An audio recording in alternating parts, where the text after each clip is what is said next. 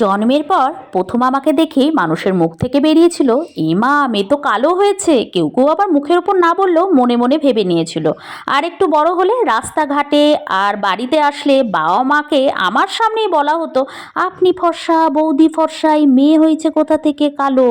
কেউ কেউ আবার বলতো, মাকে যারা চিনতো, যে তুমি ফর্সা, দাদাই ফর্সা, মেয়ে কোথা থেকে কালো। তো এত কথা শুনতে শুনতে কিন্তু ছোটবেলাটা আমি দিব্যি কাটিয়ে দিয়েছিলাম। আর জানো তো, যখন আরও বড় হলাম, স্কুলে হয়তো ফাংশনের ব্যাচ গ্রুপ সেটাও কিন্তু তৈরি হয়ে যেত, পাছে আমি জয়েন না করি। আরও যখন বড় হয়েছিলাম, মানে রিসেন্টলি কথা বলছি, আমার এক বান্ধবী অন্য একজনের উদ্দেশ্যে বলেছিল যে দেখেছিস ওকে, দেখতে খারাপ, ও গায়ের রং কালো, দিব্যি বিদেশে আছে, সব কপাল, বুঝলি কপাল।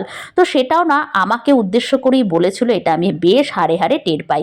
এক আত্মীয়র বাড়ি গেছিলাম, ফিস ফিস করে তারা কথা বলছে যে দেখলেও মায়া হয়, বাবা মার জন্য খুব চিন্তা হয়। আমার জীবনের অনেক কটা বছর এভাবেই কেটেছিল। এখন এগুলো নিয়ে ভাবি না, কারণ এখন আমি নিজেকে বড্ড ভালোবাসি।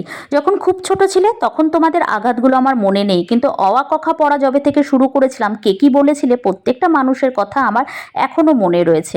আমি কিন্তু এখন ভাবি তোমাদের মন মানসিকতাটা কতটা বাজে ছিল। নতুন বছরে আসুন না সবাই মিলে আমাদের চিন্তাধারা ভাবনাটা একটু চেঞ্জ করি, তাহলে দেখব পৃথিবী খুব সুন্দর আর আমরা নিজেরাও খুব সুন্দর।